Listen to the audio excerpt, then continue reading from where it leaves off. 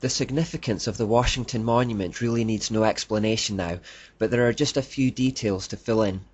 On July 4th, 1848, the cornerstone of this monument was laid by Benjamin B. French, Grand Master of the Grand Lodge of the District of Columbia, as part of a Masonic ceremony. Hundreds of lodges contributed to the building of the monument, which contains 35 Masonic memorial stones interspersed with the rest. The numbers involved are quite intriguing with the Washington Monument. At the ground level, each side of the monument measures 55.5 feet, which is 666 inches exactly.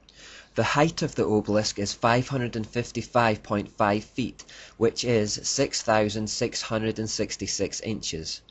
There are other more complicated numbers and combinations of numbers that are often centered on the number 13, also concealed within the structure. I won't go into them all individually, but in Chaldean numerology the number 13 represented a number indicating change of plans, place, and such like, and is not unfortunate as is generally supposed. In some of the ancient writings it is said, "He who understands the number 13 will be given power and dominion." It is a symbol of power which, if wrongly used, will wreak destruction upon oneself. It is a number of warning of the unknown or unexpected if it becomes a compound number in one's calculations. So the numbers themselves convey a message to the initiated. In this case it's saying that America represents a change of plan and location, which would mean the change away from France, and that it will be a country of great power. The Statue of Liberty is perhaps the most recognizable American landmark. Indeed, she is almost synonymous with the USA. It is quite widely known that the statue is a gift from France to America, but the details of the structure give the game away. The gift was in fact from the French Grand Orient Temple Masons to the Masons of America, in celebration of the centenary of the First Masonic Republic in 1884. It was commissioned by the French Mason Edward Le Bouillet, who wanted to create a giant statue replicating a goddess that the Masonic movement idolized. Le Bouillet was responsible for raising the finances necessary for the project and commissioned fellow Mason Frederick Bartholdi to produce the designs for the sculpture. It was then built by Gustave Eiffel, also a Freemason, who would sculpt this goddess of illumination from ancient times, the same goddess they had enthroned at Notre Dame. The Statue of Liberty remains the biggest idol of the goddess Asherah in the world today. Her name there is the Roman Libertas. Some who have recognized the Masonic link call her by her Egyptian name Isis. Really, it doesn't matter what name she's given, it's the same goddess from Babylon. Libertas in ancient Rome was the goddess of personal freedom and liberty, and was popular for her promotion of the idea that people should be free to do whatever feels good. She was called the matron goddess of prostitution because she promoted sexual freedom. Indeed, according to the Roman system, she had invented the concept.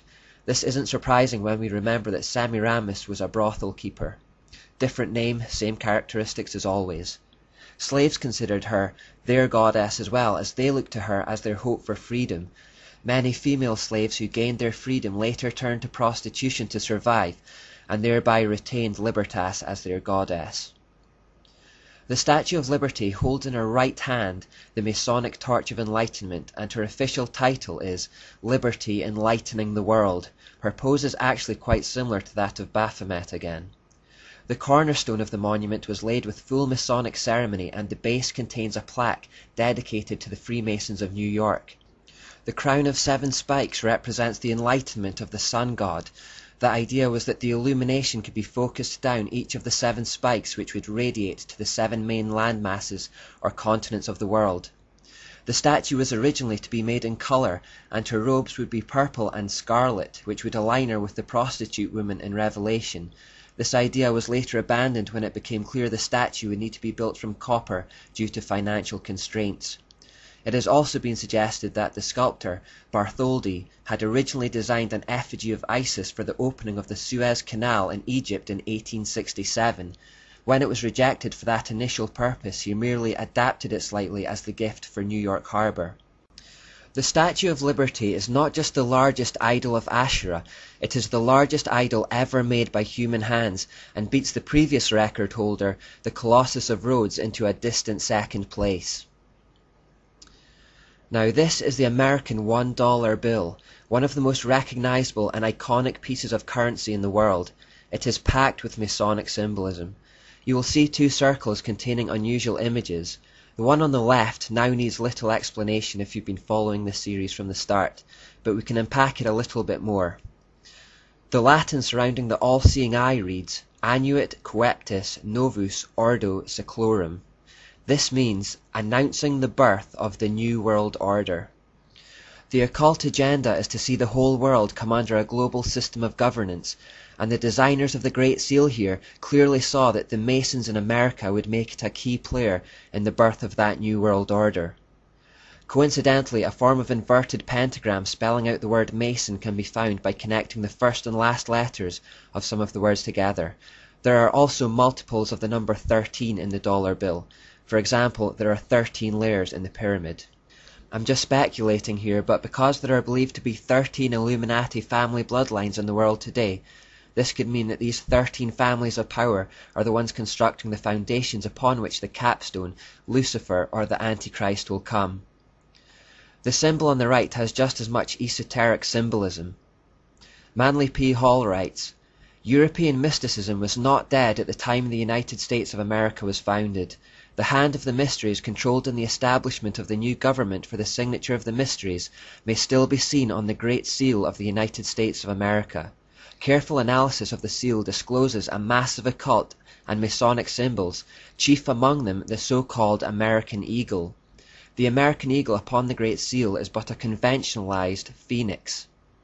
The phoenix from the flames is basically the order out of chaos motif, the idea that out of the flames of war and pain and chaos comes an end which has justified the means.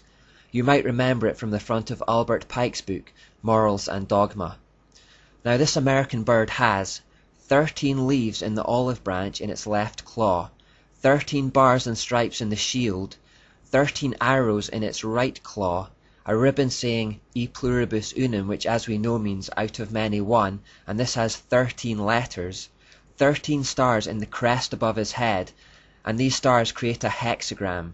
Again, the hexagram has 6 points, 6 angles, and 6 planes, so it represents the number 666. It is used to invoke Satan and can be considered to be the most wicked symbol in the world. Finally, the right wing on the bird has 32 feathers and the left has 33, which represents the degrees of Freemasonry. Now finally in this part we'll look at the Washington DC street layout. Now here we have a satellite view of the center of Washington DC. We will notice certain things about it if we study it in detail. The first thing is that the street layout creates an inverted pentagram, with the southern point being the White House. However, notice that the Washington Monument obelisk does not align with the White House. Instead, it aligns with what lies behind the White House, the Supreme Council Masonic Temple. The decision to build along this line shows that the Masons believe the real power of the United States doesn't lie with the temporal president, but with the spiritual power they perceive to be behind the president. We have already noted the significance of the Washington Monument in relation to the Capitol, and how the two are meant to generate a kind of spiritual energy. If we connect it to the Lincoln Memorial at the other side, we get an inverted Tau symbol.